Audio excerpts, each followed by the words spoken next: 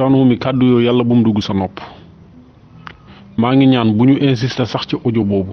maa ngi doog a xam li tax Baye Mbaye MC téye woon audio yi nangu koo balancer audio yi mu génneewu sax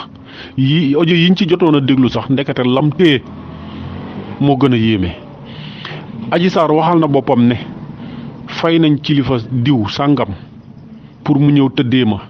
fay nañ diw sàngam mu ne moom mën naa def loo xam ne ni maanaam bu ko jëfandikoo jigéen jum tëddal